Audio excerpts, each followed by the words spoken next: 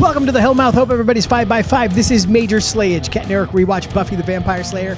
My name is Eric. To my right, your left, my gorgeous, talented, brilliant, hilarious wife and co-host. You know her as half the powerhouse duo that is Kim and Ket. Stay alive, maybe. Give it up for Katrin Porter. Thank you. You always make me sound so much cooler than I am. You're tricking everybody. Just calling it like I see it. I'm just reporting the facts. We are here to talk about Buffy the Vampire Slayer, Season 3, Episode 7, Revelations. What'd you think about this one? I think it's a good episode. It falls mid for me, I guess, but like it's not like a bad episode. It just here's what I'll say. Whenever I'm doing my rewatch of Buffy, whenever this episode comes up, I always go, "Oh yeah, that this episode." Okay, I thought this was a great episode. I thought it moved along at a clip. The fights were incredible. It locks into the big story. It unleashes the angel secret and all the fallout and ramifications from that. I feel like it's sort of the last missing piece to getting the show back up to like where we left things last season in a way. Like I feel like we spent the first several episodes kind of getting all the pieces onto the board. Now Angel's back in play, which I thought was pretty freaking cool. Do you know what it is? I just realized. Is all this Xander Willow stuff? I don't like being there. Yeah. So I think I'm not even like I think it taints these episodes for me. I think that's fair. I think that's completely valid. And I also think like I tend to, this is all coming to me in real time. Yeah. I think I kind of skip these episodes because you don't want to live in this story. I don't want to live in it, or I'll like kind of detach, like I'll do something else while it's happening, so and I have it on the background. Attention. Yeah. So I think it's just interesting for me to be like watching these episodes now, and now I just have to be like in it, and I'm like, ugh. Well, we had an interesting conversation during our watch along. We do a watch along of every episode before we record these. For me, at least, I'm watching these for the first time in many, many years. It's $5 a month on Patreon. We talked about how I at least was taking for granted that nobody's on board with this Willow Xander thing, and I was like, I wish that they made it something that we could root for in some way and then feel conflicted about. And you said there probably are people who are rooting for this and feel conflicted. I'm so on the anti side of this. Well, even Kim said it in the episode we recorded last week, because we kind of just like drop her in. If you haven't watched last week's episode, we bring Kim on for the episode 6 of every season, and Kim knows the show, but she doesn't like know the show, right? And she's not rewatched the whole thing like I have to get caught up to speed. Exactly. And so she even said, when I was lamenting the Zillow of it all, she was like, oh, like who do you want her with? Which way is it bumming you out? And I was like, obviously I want Willow and Oz together and Xander and Cordelia. And she's like, oh, okay. That was my first inclination, that I was like, oh, maybe other people feel ambivalent about it, or even are rooting for the other direction. Yeah, I'm not sure. It's weird because the music stings are always like super romantic.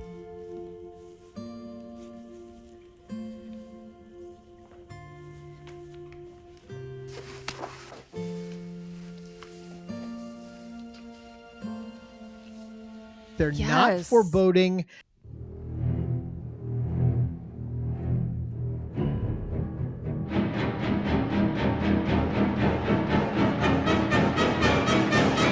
They're always like, oh, this lovely moment is happening. And it's just like, I feel so ugged out. I hate it. So tell us in the comments, are you one of the people who is like, oh, I kind of hope they work it out. I'd love to see Willow and Xander together, because to me, I took for granted that nobody wanted that. Yeah. And so I think it's interesting to consider that maybe there are people who do want that. But this is where I'm my father's daughter, because this is where I'm just like, nope, I don't want to be here. Get me out of here. I don't like angsty love triangle. Dad can't do angsty love triangles. Right. I don't know how he's doing this. Yeah, this is one of his favorite shows of all time, and this chunk of it is nothing but. Yeah. You hinted to me before we started that you had not only a marital grievance, but a marital curiosity. Yes. So, which I think I'm bracing for both of those to be marital grievances. No. One's disguised as a curiosity. Do you want the curiosity or the grievance first? Ladies' choice. Okay. I'll do the curiosity first. Okay. So, as you guys probably know from the clips that Eric drops into the show, one of our favorite shows is It's Always Sunny in Philadelphia. And there are these characters where like I seek out the episodes that this one particular character is in. Like, yes, he has siblings and the dynamic is funny, but like I'm really in it for the Liam McPoyle of it all. Right. The McPoyles in It's Always Sunny in Philadelphia are so funny to me. Like, I would watch a spinoff of the McPoyles. I think they're so funny, and specifically Jimmy. Like, I think he's brilliant. I'm so ugged out by them. I have to dissociate during McPoyle scenes. Of all the things that Eric could like not be able to handle, the curiosity is that like he's visibly unwell whenever the McPoyles are on screen. Yeah, I kind of have to check out. I can't give it my full attention. And he's not kidding. Like, he's not joking. Like, it's like I have to pretend they're not in the show. Yeah, it's like you have a fear of blood and somebody is drawing your blood and you're just looking away waiting for it to be over. Yeah, I can almost smell them. They're so gross. Oh my God. I would never want to be around these people. They ugh me out so bad. And I just think I ran into Jimmy, the guy who plays Liam McPoyle, one time. I think you and I were at a show together because he's friends with people that we know. You run into more celebrities than the average person when you live in LA. Oh, yeah. Obviously. Because it's where people live. So you run into them at the store and at restaurants. In general, if you've been here a minute, you know that you just kind of go like, oh, that's a famous person over there. That's kind of cool. But like you don't want to be the people that are like, can I get a selfie? Like, it sucks. I can't imagine being at the grocery store and like needing to be on or whatever. But running into Jimmy. You were starstruck? I was starstruck. Like, I was like pacing and like wringing my hands being like, I wish I could like say something to him. I wish I could like tell him like that I just think he's like a really great actor. And I chickened out. Because I think at the time he had just Westworld had just started premiering as well. Yes. So he was really riding high. I will tell you this. I ran into Kevin Smith once at CVS. Nicest dude ever. And I have friends that have worked with Kevin, but I had never met him myself. And he was the one who suggested we take a selfie. Yes, I'm gonna look through my pictures. If I can find this selfie, I'll drop it here. But I was just like, hey man, I listened to the podcast. I love the movies. Like, we were both stuck in line at CVS. And he goes, you want to take a selfie? And I was like, that's so cool. I tried to hit on Adam Scott before I knew Eric, and he declined the interaction. Yeah, fully. He swiped left in real time. Yeah. Anyway, that's our brush with. So the curiosity is what, just that that you're genuinely you're not putting it on. A visceral aversion to the McPoyles. I wish they weren't in that show. Yeah, it's so fascinating to me. All right, are you ready for the marital grievance? I don't know if I could be. I can't talk about it too much. I'm just going to reference the event and then you will have to Google it. But this is, I'm sorry to spring this on you. This is not just a marital grievance from me. It is also from the city of Baltimore. We were watching. This is nonsense. The objection. Ravens Steelers game. Quiet. Order in the court, please. We were winner watching. Take all game. The winner of this game got to go to the playoffs. The loser, their season ended. You can Google it. I'm not going to talk about it. We don't need to talk about the details of the game. You can find the information.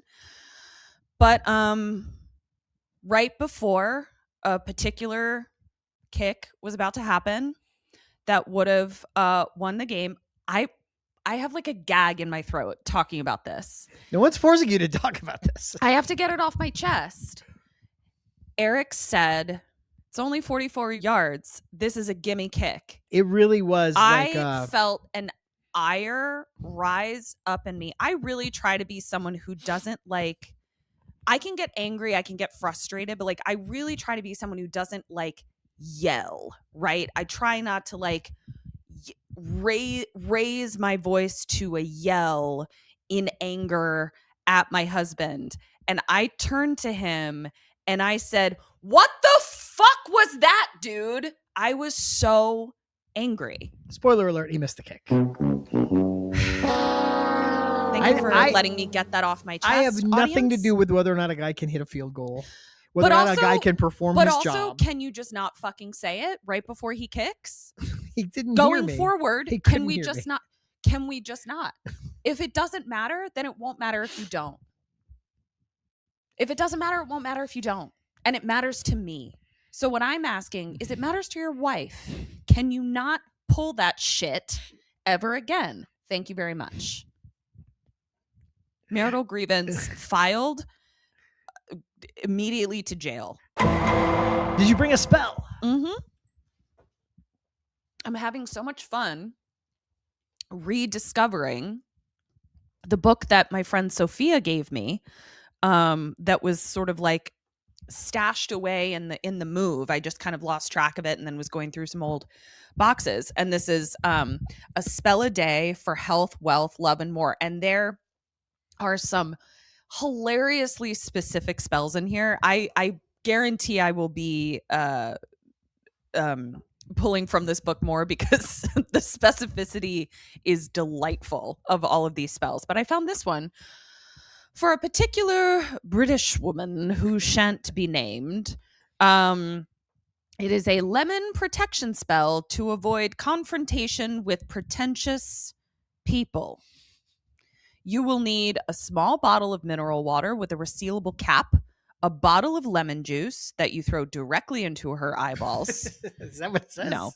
Timing. Before you meet with a person, I've evolved past that. Do some harm. Sometimes harm needs to be done. Sometimes harm is the right choice.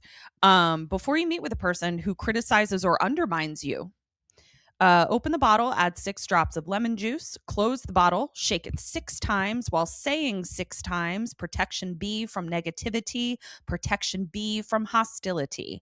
Keep the bottle between you and the person as she speaks. If you put it in your bag on the floor and you feel threatened, sip the water and repeat the spell words in your mind 6 times. I personally would do it 9 times. I like to do things 3 times, but that's fine. When the person is gone, pour the water down a drain or under a running faucet. As you do so, say, your negative thoughts are not needed, your spiteful thoughts unheeded, from rivers to sea, and so I am free. Mote it be. Yes, that's the spell. Nice.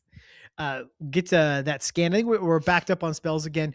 We got new laptops, and Ketrin doesn't have the login details to Patreon on her new laptop. We need to remedy that. So if anyone sees a spell in an episode that you've gone back and watched, and then you don't see the spell in Patreon, let me know. I'm pretty sure I know all of the ones that I've shared, but I think I might be missing some. So please feel free to call me out. I will scan all of them. Getting these edited weekly and then all the bonus content is a Herculean task. Not looking for sympathy, but we are definitely backed up on the spells, and that's on both of us, but we'll try and have those up by the time this airs. Hopefully we can make that happen. Yeah. Cool. You want to get into this one? Sure. Let's do it. I do. Let's go to the bronze first. Before we do the episode? Yeah. Oz's band is playing, and we have our little quartet. Oz stops playing. He puts his guitar down, walks off, and he goes and he sits down next to Willow, who is sitting next to Xander, who's sitting next to Cordelia, which is a horribly uncomfortable situation. We all know why. And everybody is super awkward, weird, distracted. Xander ends up like spilling a drink on everybody. Well, it's weird because they don't have room for Oz. Right. She's like, oh, there's no seats. And so they try and squeeze in. And then Cordy's mad that Xander's in her personal space. This is my dance space. This is your dance space. I don't go into yours. You don't go into mine. Yeah. It was just very awkward. I was very uncomfortable. And before we got to there, though. Yeah. On stage. You're having some issues with Oz's guitar playing, and it's getting more dramatic. It's dramatic, might be overstating things, but it's definitely a choice because he like plays with his back to the audience. Mm-hmm. He's not a showman, but he kind of strums tentatively like he's maybe had 3 lessons at House of Music rather than like a guy who's good enough to be in a band. That's fair. And he's not like, even he ends the song and it's just kind of a gentle little pluck of the strings. He doesn't like give you one of these. Now, you know? But what I'm saying is, that's bothering you in a way that doesn't make sense to me, because I'm just like, there's nothing about Oz that is a showman. But he's lead guitarist in a band that chooses to play. He could play in his room. Isn't he a bass player? No, he's the lead guitarist. He's lead guitar. Yeah, we've had this conversation. He's got the personality of a bass player. Oh, you're right. He's got the that's what it was. That's He's what's got so the personality weird. Of a bass player. Yeah, no, he could play in his room if he's not interested in being a showman. I think you get up on stage, you got to put on a show. You just don't get him, man. I think that's what it is. It's about the music, yeah. man. I wish it was about the music and not about this scene. Anyway, so Willow changes the subject. Hey, let's talk about somebody else who's awkward. And it's Buffy. She's been acting weird. They hypothesize she has a new boyfriend, which seems like a weird hypothesis, but I guess, she's whatever. So Buffy comes up. The group is still healing.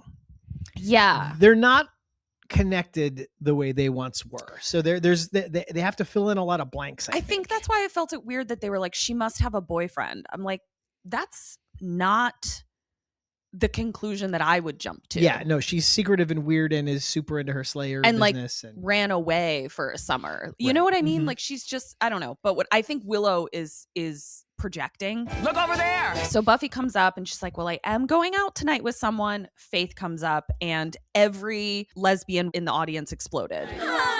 Including myself. Yeah, and I'm not even gay. How many pillows got squeezed between thighs at the mere suggestion? Yeah, I mean, one of my favorite podcasts is called Buffering the Vampire Slayer, and it is they started as wives. They got divorced while they were doing the show. They continued to do the show.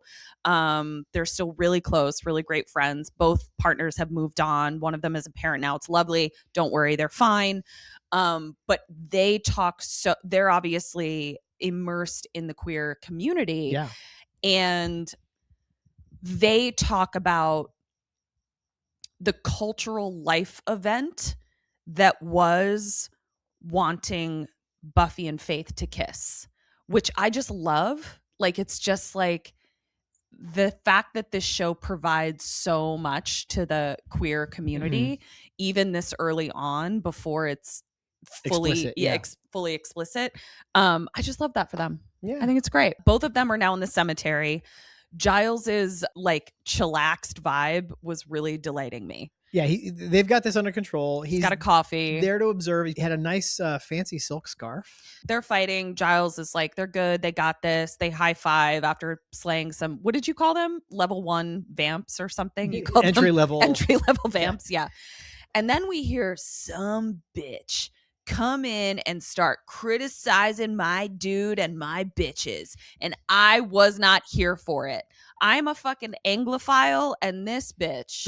It was a little too British for you. She was a little too British for me. And I didn't like it at all from the jump. And we learned that this is Mrs. Gwendolyn Post, and she's Faith's new washer. Makes me wonder what Mr. Post is up to. Probably bored to tears. She was foxy, though. I mean, she's a gorgeous woman and dressed very sharply. Will you disagree? I didn't know you were into that kind of thing. The hot women, yeah. It's a big shocker. Sorry to reveal it to you this late in our marriage. They're like beautiful women. Yeah. Now they're all in the library. And Mrs. Gwendolyn Post really leads with her bullshit. She is the Regina George of the Watchers Council. She is just such a bitch. And she's criticizing Giles's library, which I'm like, first of all, lady, Giles is doing his fucking best. He has to have a library of school books. He has to, at the very least, bury his dark magic books amongst. Yeah, it wasn't like he was given a $10,000 budget and said, pick your favorite books. Like, he showed up to a school that already had a library. He's doing his fucking best. He's trying to like actually do a 9-to-5 while also being a watcher. Like, you could never, Mrs. Gwendolyn Post. She also tries to unsettle him, and it works. Yeah. The council wishes me to report on the entire situation here, including you. The fact is, there is talk in the council that you have become a bit too American. Me? Him? Here's what I will say. I don't think anybody should ever be any more American Right. than they are. We should all try to be a less little bit less American. American. Let's all be less American. Fair. So we learn that there is It gets in his head. it really flusters him. And that's why I really wish he had this spell. Because Right. like Giles is so good. You are so good at your job, babe. Like you're so great. You go above and beyond. You're an amazing mentor to other students, and you're an incredible father figure to Buffy. Otherwise, she'd be left with not Hank. And so I just don't want this lady to get in your head. You're doing a great job, and Mrs. Gwendolyn Post could absolutely never ever do what you do. I just imagine him taking your little bottle of lemon juice and flicking it at her, Yeah. like shaking salt at Gail the snail. Mhm, exactly. Gail the snail in It's Always Sunny in Philadelphia is my McPoyles. She grosses you out. I can't be on No, screen. I think she's can't be with- hilarious. No. See? Interesting. Okay. So we learned that there's this dude, Lagos, and he really wants the glove of Finnegan. Finnegan begin again. Mrs. Gwendolyn Post is going to be Faith's watcher. She's like, Faith with me. Faith runs off with Faith's her. not into it. She's like, I got this problem with authority figures. They wind up dead. We know of one. One. There could be a whole backstory. We don't know how many Maybe she killed her parents. Sunday school teachers and fucking crossing guards just fucking just gonna pile of corpses. And her fucking parents are buried in her backyard in Boston. So we don't know what's going on there. Yeah. I wouldn't feel great if I was Giles. no. He's probably like, no, then that's good. Yeah, go with the new lady. Yeah. That's such a good point. Now we cut to Buffy in the Vamption, and Angel is teaching her Tai Chi, which Eric and I both felt would be a good thing for her That'd to. be so good for her. This makes me want to start doing Tai Chi. You should. Honestly. You should. I feel like it would be so grounding, so meditative. You specifically really could use Tai Chi. Yeah, it's on my Instagram feed all the time. Hey, get this app. I don't think I need an app. There's probably free resources I could avail myself of. Yeah. but- So, guys, you all heard him say it here. And that means that you're now invited to ask him if he started doing Tai Chi. Ask Hold him away. accountable. Hold him accountable. I don't remember signing a pledge that I was definitely going to do. Well, you Tai have Chi. now. You have decreed. So they're doing Tai Chi, and then they almost kiss. Gets up behind her, their fingers kind of interlocked, and then he's kind of holding her like in Ghost when Yeah. they're doing the pottery. I love her little outfit. I'll talk about it later. But she basically is like, I gotta go. This is too weird. And Angel is like, but what are we? Like, what is our situationship? It's hard.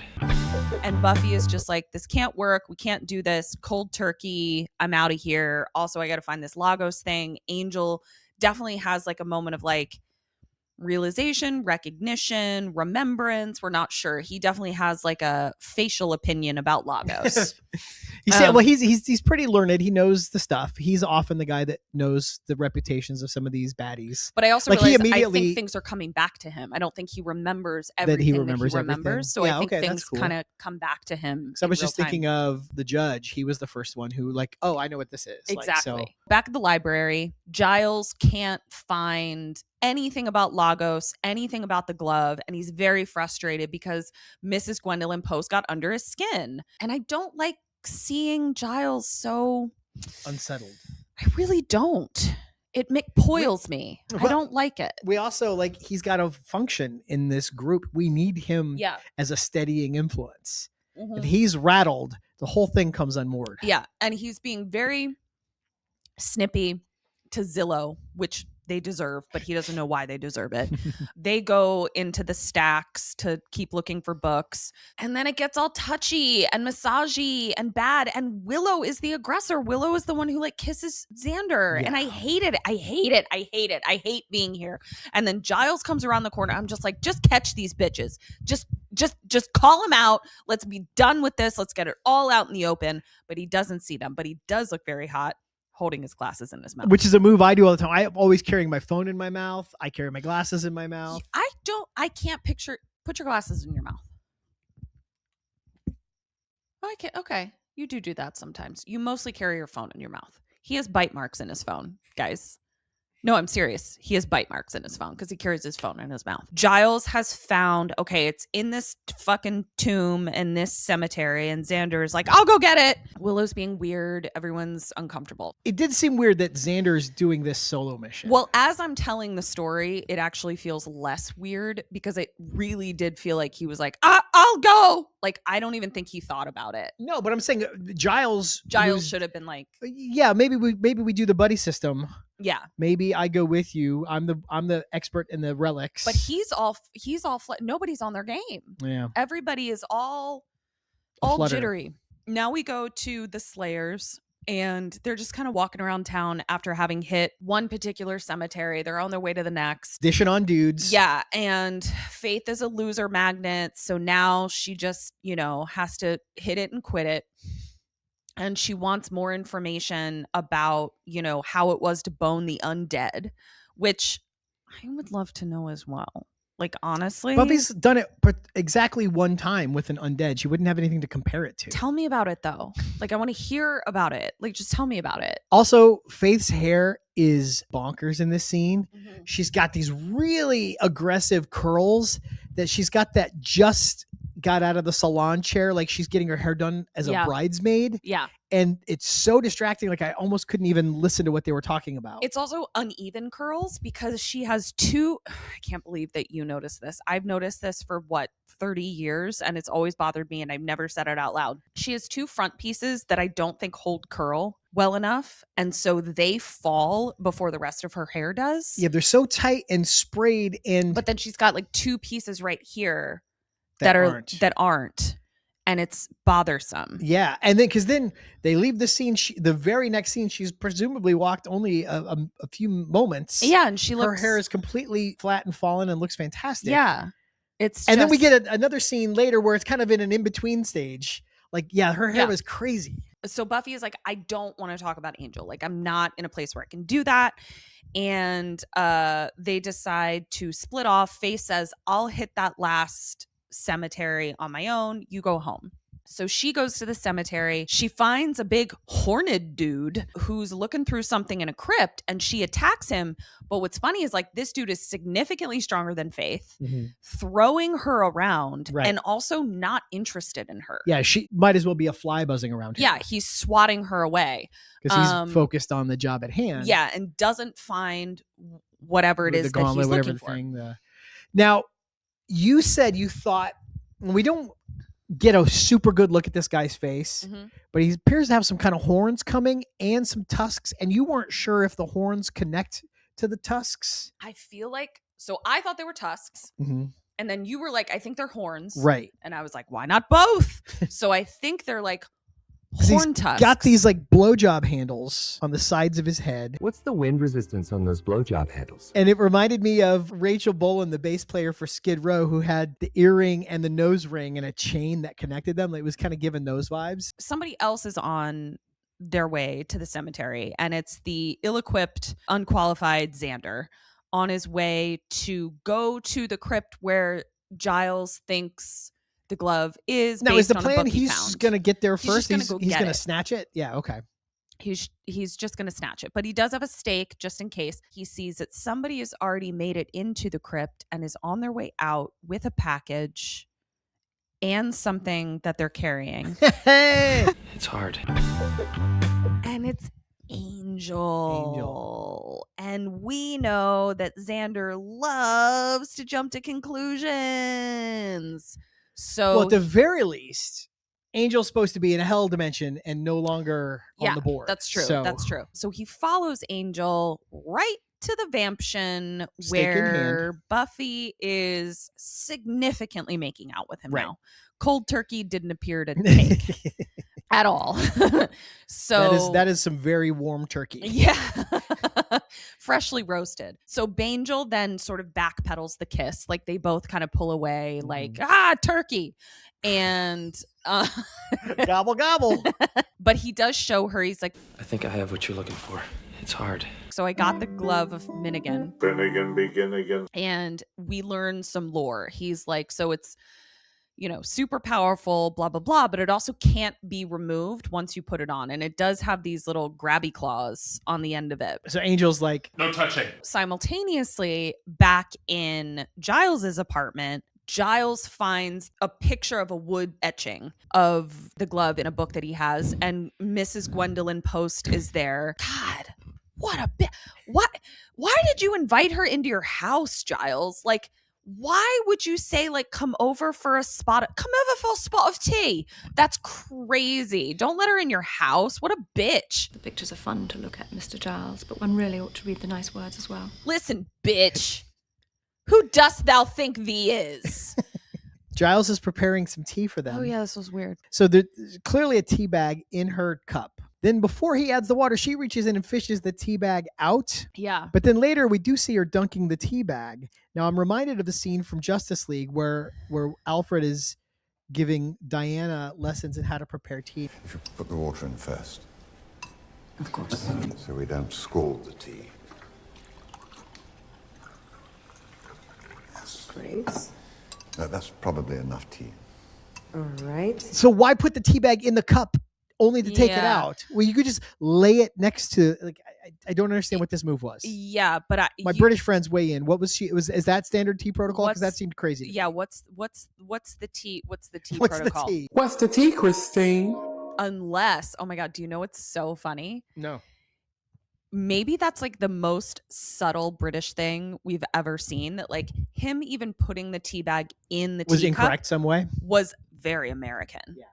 Like, and then he did pour tea over his own tea bag, which is yet again proving to Miss Gwendolyn Post He's too that American. he's too American. Oh, this bitch. There's levels Oh, here. this There's bitch. layers.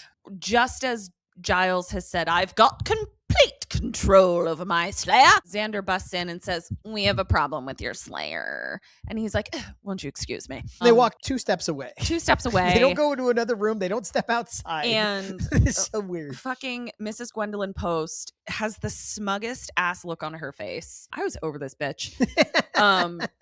Giles doesn't check in with the Watchers Council with any kind of regularity. Now, when Kendra showed up, I feel like it took him a while to suss out the deal with her Watcher. You mentioned time zones could be an issue. Everyone clocks out at 5 over there. I don't think the Watchers Council is any different. Because I know when we were trying to buy our house in Wales, I was up in the middle of the night here because of the time difference, because you can't get solicitors on the phone After and 5. estate agents and people like that. But also when Faith showed up, I feel like Faith was around for 2 or 3 days before they thought to reach out to find out what her deal was. Like he didn't even bother. He didn't even leave a message hoping to hear back at the next business day, because they didn't find out Faith's Watcher was dead until like almost the end of that episode, which is after Faith had been there. So this woman shows up and says, oh, by the way, I'm from the Watchers Council and I'm taking over Faith. And he's just like, cheerio. Like, Do you want to hear my hypothesis? sure. There's a couple things. One, the Slayer is not always American, as we know. I think that there is some real anti-American barriers there, that like they don't like that he isn't making his Slayer more British. She's making him more American. There's there's that. Then I do think the time difference is real, because I don't think the Watchers Council they're the office staff. They are not out in the trenches. They, I believe, have like CEO hours where like a lot of it is spent on the golf course. And I think that they're like, well, it's 5 o'clock. I'm clocking out. Right. But you get a message there. It comes in when you're closed. You would expect to hear back. Giles doesn't even reach out. Doesn't even attempt to hear We back. don't know that he didn't reach Because out. he would say, well, I've called the Watchers Council. I'm hoping to hear back later today. Like, he doesn't give us any indication that he's... We don't need to know all of his correspondences. He may be reaching out constantly. He's got more important work to do. All I'm saying is, true, I've seen it, so it might have lived in my subconscious somewhere. I clocked this pretty. My spidey sense went off. Mm-hmm. He just took it all at face value. I think she was smart in that she put him on the defensive. Yeah. And so now he's justifying himself to her rather than making her justify himself to him. So that was a little bit diabolical. But I feel like this guy could fucking solve so many problems if he was just like, instead of trust but verify, he should go verify, then trust. Well, are you ready for what I think the real issue is. And I'm serious. I think this is what it is. Okay. I think Rupert Giles's father was an extremely well-respected, high up watcher in the council. And I think the time that Rupert spent as Ripper was wildly disrespectful. The council probably considered it extremely dangerous and a breach of not just protocol, but like tradition and respect and security. But because Rupert Giles's dad was so high up, they still run him out of the had order. to bestow upon him the title of Watcher. But now that Rupert's father is dead, they have to honor that position. But they don't. But like I it. think they fuck with him. They don't invite him to shit. They don't communicate with him. So maybe he's just used to. They It don't doesn't return matter their if calls. I reach out because Like, they're not gonna. I think that they are pieces of shit to him. And I think that added to it, his Slayer is American and he's getting really American in their opinion. So like, I don't think that we know that Giles isn't trying to solve this shit. I don't think people are returning his calls. We also know that he's incredibly diplomatic in that like he doesn't share everything. We even see later in the episode where he has a lot of fucking issues with Buffy, which I will get to it in a second, where he's like has his own personal shit going on with how Buffy handled this situation. But to everyone else, he remains calm, cool, collected, Unified front. keep calm and carry on Britishman.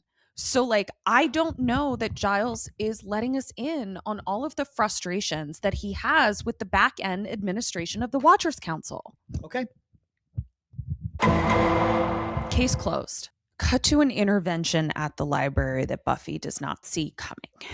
And Zordelia is there, Waz is there, Giles is there. It's important to note that Faith is not there, which will come up later. And this was a great scene. This was some great writing. Xander is Xandering in a way that is not working, dude. His conflict resolution is like rabid dog backed into a corner where like he's gonna fucking bite you before he tries to negotiate getting out of the corner. And I'm sort of sick of it. Well, is there any space you can hold for him to feel like, from his perspective, the stakes are just too high? He's cruel. They lost Jenny. Jenny He's died. cruel. Jenny was murdered. Guess who lost Jenny? Giles. Guess who gets his point across in one scene later without being cruel, without going, I feel slighted. I feel vulnerable. So I'm going to fucking poke you in the jugular. It's possible to have these conversations in a way that isn't just like ripping people down to your level. I'm going to say I think it's unfair to compare a diplomatic, trained, learned watcher with an emotionally stunted 17-year-old boy. And I'm going to say that I believe that we should hold 17-year-old boys to a higher standard. We don't need them to be perfect every time, but we need to call them out when they're not doing it correctly. Okay. I agree. He's more of a not catching as many flies with his vinegar as he could if he were slinging honey. Because 17-year-old boys that are told, he's just a 17-year-old boy, turn into 40-year-old men. I don't think that's what I'm saying, though. I'm just saying he's scared. He's got no superpowers. Right. Jenny had no superpowers, got her fucking neck broke. I hear you. Buffy's judgment is clouded. He's trying to break through the clouds. I guess what I'm trying to say is I don't have an issue with how Xander is feeling. I also don't have an issue with Xander's point. I think that he has a valid perspective. What did he actually say that was over the line for you? It's the way that he says it. He doesn't say it to get a point across. He says it to wound. He says it to slice. And there are ways to say things which we have examples of. And yes, Giles is a 42-year-old man who is learned and he has had experiences. But again, you need to, if you don't hold children to a higher standard, then they never climb out of their immaturity. And nobody holds Xander accountable for the way he speaks to people in these situations. I often have issues with Xander. I don't know if I had as much of an issue with this as you did. Okay. I find that interesting. Yeah. I'm no Xander apologist. We drag Xander all the time. Yeah. I get in arguments with people in our Facebook comment or our YouTube comments about it. But he didn't say anything that wasn't true. And from my perspective, I don't think he was trying to hurt her so much as he was trying to shake her out of her fog to get her to see what he was seeing. I just wanted to wait. For what? For Angel to go psycho again the next time you give him a happy? That's fucked up. Well, it's just the way the Buffy characters talk, though. They all talk like that. A happy. It's not about calling it a happy. It's about you're completely disregarding the horrifically traumatic scenario that Buffy lived through that she did not choose, nor did she know it was going to happen. And you are using it as a weapon in this intervention. I think he's using it to try and make his point. I think it's because it strikes me, and we talked about this in Watch Along too, it's weird that nobody gives any allowance for the bifurcated nature of Angel versus Angelus. Mm-hmm. They want Angel held accountable for the things that Angelus did, but Hyena Xander expects a pass. Oz today does not kill anyone, but even when they thought maybe he did, they were willing to go, but it's not your fault. So it is interesting that they don't. But again, if Oz had killed Willow, they might feel differently about exactly. it. Yeah. So I think that's one component of this. And two, even if Buffy's right, he's back, he's cured, he's got the soul, Willow's spell worked, he's a good guy. They don't know all the different ways that he could lose his soul again. He could lose his soul and now again. he's in their fucking book club killing people. That's why I'm saying that Xander doesn't not have a point. I don't have an issue with Xander's point. I'm actually team intervention, not team Buffy. I think Buffy fucked up by not telling them the Angel was back, because I think she needed help, and I think she needed to I don't think she anticipated she was going to be met with a lot of sympathy.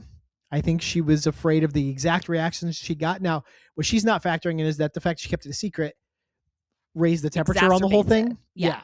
But I mean, I thought that scene was so good and so interesting, and I feel like they do such a good job of presenting the different points of view. Oz has a great interjection, where she says, it's not like that anymore, and Oz is like, But you were kissing him. But he is very neutral. He's just stating facts. Yep.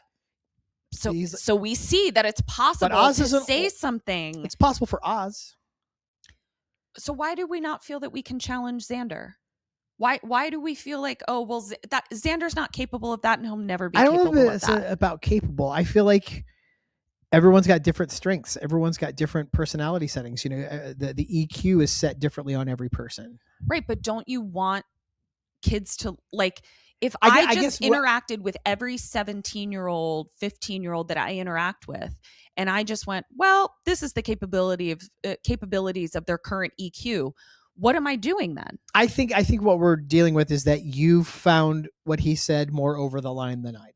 I think that's where we're landing on. Yes. Giles breaks it up, even though he's having a real emotional moment.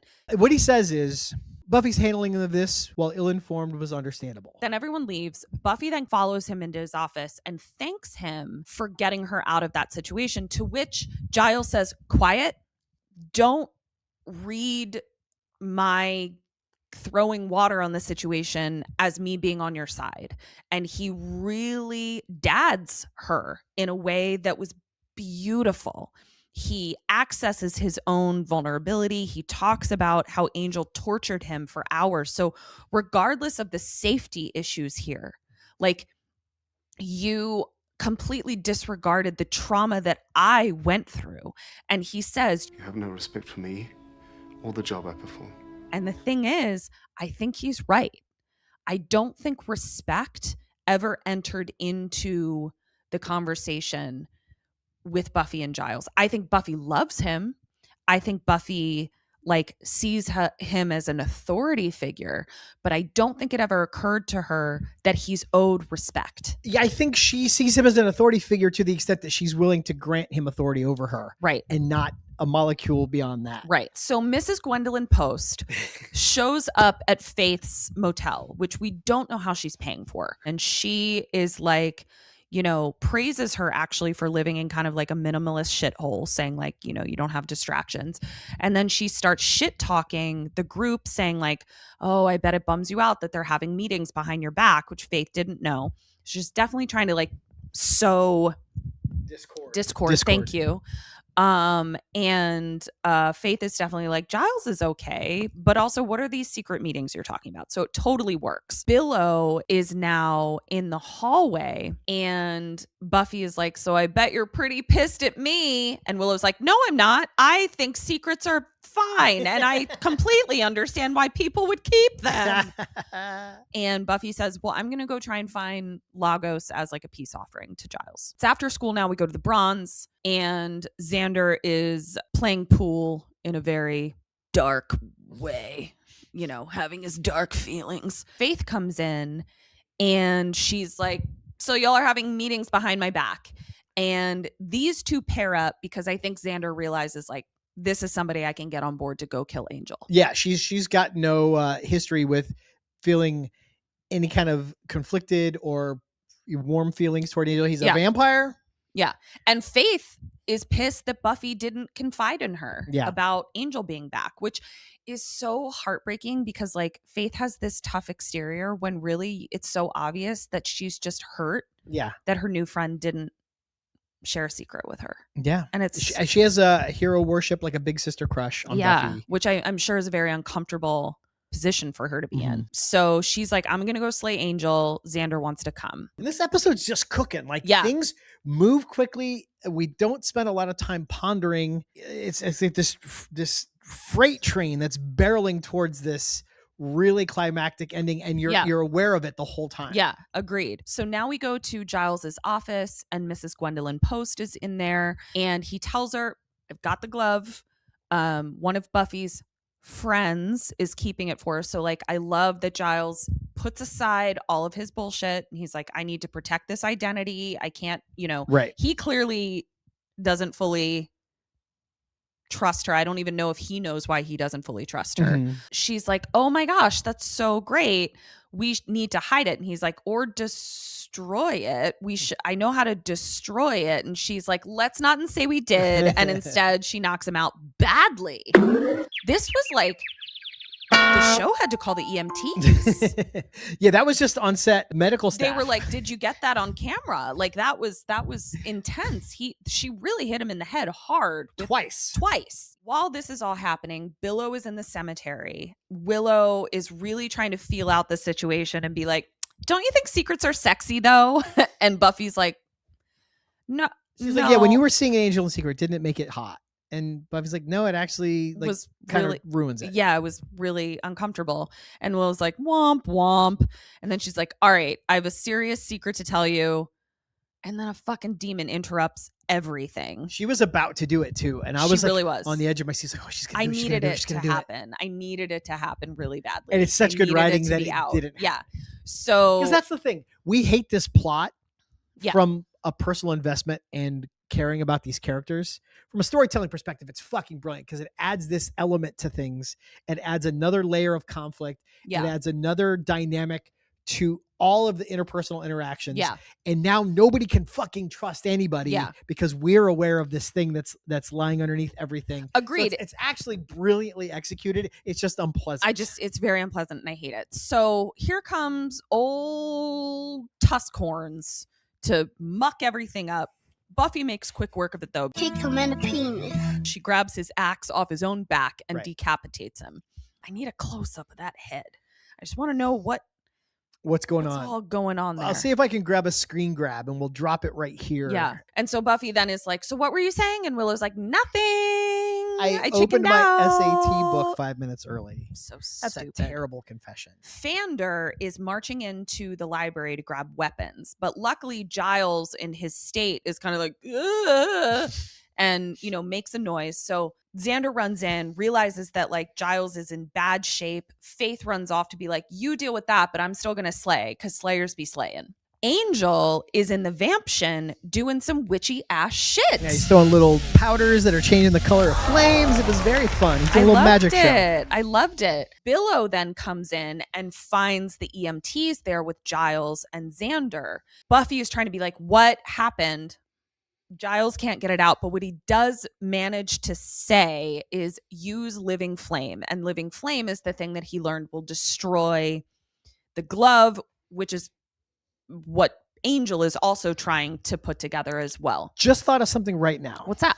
So after she cuts off Lagos's head, she keeps his axe, which is really fucking cool. I think she's even still got it when she shows up in the library. But when she gets to the vamption, she doesn't have we it. don't have it. And then she throws like a little piece of glass at Mrs. Gwendolyn Post. How badass would it have been if she showed up with that axe? Faith knocks it out of her hands, and then when it's time to fucking take that bitch's arm off, grabs that axe. I think that would have been more satisfying. Missed opportunity. Yep. Chekhov's axe. Also, it's weird. We noticed during the watch along the way Gwendolyn wears her sweater over her shoulders with her hands behind her back. It looks like she doesn't have arms. And at a certain point, I was like, wait, have I even seen her arms? Like, does she actually have arms? That's just why she wants the glove so bad. You're right. She needs this prosthetic. Yeah. But a weird piece of foreshadowing. Yeah, it was. So Xander tells Buffy it was Angel, and Buffy is like, says who? Did you fucking see it? First of all, Angel's a vampire. You think he's gonna like just knock if Angel is angelicing, I don't know that he's just gonna like knock Giles out in peace. Right.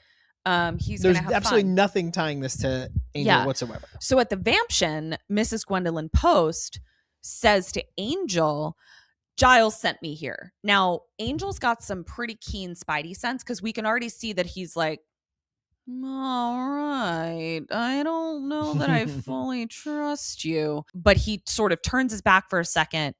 Mrs. Gwendolyn Post grabs a shovel, which I'm with you. Why is there a shovel in the middle of the great room of the mansion? I think he had to cleanse the shovel head, and then he uses it to bury the ashes of the glove in the later. That's what I think. But he has to cleanse the shovel head in the living flame. Yes. Flames. Okay. So Mrs. Gwendolyn Post does her fave move, which is knock a bitch out, and so she knocks Angel out, but Angel wakes up and he's vamped, and she's like, oh, you're a vamp. So she breaks the shovel in half and tries to stab him. Don't tell her I said this, but like, if she was less of a bitch, I think she was a little bit of a badass. Faith then comes in, and here's what Faith sees. Faith sees a vampire beating up her watcher. Right. So Slayer's gonna slay. Buffy comes in just in time, stops her, and then we get a super awesome Slayer on Slayer fight. Mrs. Gwendolyn Post tries to get Faith to not trust Buffy, which kind of works basically, and she has my least favorite line because it's just so cliche, but it's fine. Oh, but also, how did she put that together? Which thing? That Buffy's blinded by love for Angel. How does she know anything about it? All she knew when she showed up was that this was a friend of Buffy's. Interesting. She had to have just intuited it. Yeah, I'm not sure. So fantastic Slayer fight, super fast. Yeah. It was like a fast fight. It looked really good. Zillow then arrives. They still don't know Mrs. Gwendolyn Post is a bad guy. So she's like, get the glove and help Faith. So Xander tries to stop them from fighting. Faith throws him out of the way. So he's now out of commission. Nobody can explain anything to Xander at this point. While this is all going on, Mrs. Gwendolyn Post grabs the glove. Willow sees it happen. She backhands Willow, and the glove goes on. The glove makes her like shoot lightning and shit. Right. It's actually pretty cool. But as I said in the watch along, it's going to make like wiping your ass very difficult. Maybe you don't have to use something where you just blast your poo with lightning. I feel like that's going to cause hemorrhoids, if nothing else. Probably will. Yeah. I use my bidet too aggressively. I get hemorrhoids. I can't imagine shooting lightning up there. Yeah. You should not be the instructor of butt wiping under any circumstances. When Faith draws her lightning fire, that's when Buffy... Before that, though. What? Angel has a very gallant move. He's been knocked unconscious. He's taking a little couch nap during. What does he do? Gwendolyn Post is about to zap Willow. Angel dives and saves Willow's life. Oh my gosh. Did you miss that? I think I missed it. Because then Willow says at the end, she's like, yeah, and he saved me from getting like lightning bolted, so I'm pretty much back on Team Angel. Oh my gosh, I missed it. Yeah. Thank you for telling me. Yeah. Oh, great. Okay. Well, that's fantastic. Thank you so much, Angel. So Buffy left the axe somewhere else inexplicably. Great note. And so she picks up a shard of glass and she throws it like a throwing star, and now she really can wear her sweater with no arms in it. Right. Now, what I will say is, I know she's the Slayer. How hard do you have to throw a piece of glass to cut through a fucking person's bone from 20 feet away? Really hard. And she's the Slayer. A little bit silly. But then she screams and she like melts into like a molten, like charry mess. It was neat. It was very cool. It was very cool looking. She kind of does like that throwing her head up, and it was very creepy. All right, back at school, debrief. Willow is like, I'm Team Angel because he saved my life. Giles is all fucked up. We then learn that Mrs. Gwendolyn Post was a watcher, but she got too into the dark arts and was excommunicated, but was still trying to get a hold of that glove. Interesting that she used her real name and identity. Yeah. Because if there had been any kind of due diligence, it would have been very... Well, she was a watcher, and she knew that they were just like, let Giles's call go to voicemail. Like, she knew. She knew that they weren't going to take and him she seriously. thought that she was going to be able to do it quickly. Yeah. Yeah, she knew that they have no fucking respect. Here's my for question. Rupert So Giles. there really was a Lagos. Yeah. But she was like, I'm going to follow Lagos to Sunnydale, and I'm going to get this thing before he does? Yeah. Okay. Yeah. Yeah. She's a diabolical bitch. Buffy then shows up at Faith's. They have to do this. If Buffy is in a scene with Faith, this was funny. Then they have to dress her like a pastor's wife.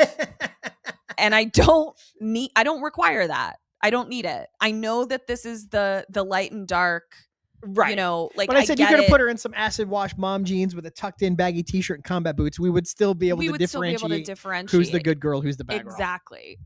So she shows up and she is like, listen, I know that I like was beating the shit out of you, and things probably feel super weird for you, and you weren't invited to my intervention. I promise I'll invite you to the next one.